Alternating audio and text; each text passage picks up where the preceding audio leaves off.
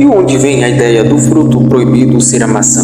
As Escrituras não nos dizem qual era o fruto da árvore do conhecimento do bem e do mal. Apenas nos diz que o Senhor Deus deu a ordem ao primeiro casal de que não poderia ser comido. Mas existe uma lenda de que tal fruto era na verdade a maçã, e tal tradição surgiu por causa de uma interpretação errônea de um texto bíblico, encontrado em Cantares de Salomão. No capítulo 8, versículo 5 nos diz assim: Debaixo da macieira eu despertei, ali esteve a sua mãe em trabalho de parto, ali sofreu as dores aquela que deu a luz. Tal tradição surgiu efetivamente por causa do modo como este versículo aparece na tradução latina de Jerônimo, a Vulgata Latina. Jerônimo traduziu a palavra hebraica Haval, que significa dores, de uma forma diferente. Ele traduziu com o significado de corrompida e deflorada. Se baseando pela tradução de Jerônimo, surgiu a interpretação de que esta mãe citada no texto era Eva, e o fruto proibido seria a maçã. Mas isto na realidade não passa apenas de mera especulação.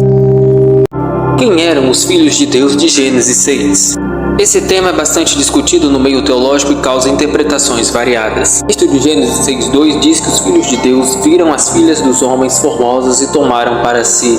E desta união surgiram os gigantes. Existem 3 linhas de interpretação desse texto. A primeira diz que seriam os anjos caídos. Essa linha de interpretação diz que os anjos caídos seriam os filhos de Deus citados no texto e que os mesmos coabitaram com as mulheres. A segunda seria a geração de Sete. Essa linha de interpretação diz que os descendentes de Sete, o filho de Adão e Eva, que nasceu após a morte de Abel, seus descendentes eram tementes a Deus, por isso seriam os filhos de Deus citados no texto. Terceiro, seriam homens poderosos, nobres ou príncipes. Essa linha de interpretação diz que os filhos de Deus citados no texto seria na realidade uma referência aos homens nobres ou príncipes da época. A grande maioria dos teólogos acreditam que a terceira interpretação seja a correta. Deus mudou o nome de Saulo para Paulo? É comum ouvir vários pregadores falarem que Deus mudou o nome do apóstolo Paulo. E isso ficou tão enraizado entre alguns cristãos que inspirou até músicas que trazem esse fato. Mas será que Deus realmente mudou o seu nome? Seu nome hebreu é Shaul, ou Saul, que significa pedido a Deus.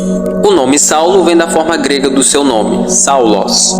Esse era o nome grego pelo qual se tornou conhecido entre os judeus e os gregos. Agora, no mundo romano, Saulo era conhecido pelo seu nome de cidadania romana, que era Paulus, que significa pequeno.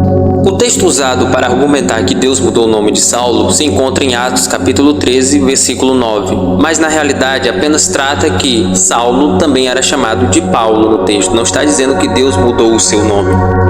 Lucas, apenas a partir deste momento, passou a usar o nome romano de Paulo, já que agora ele passaria a sair pelo Império Romano evangelizando.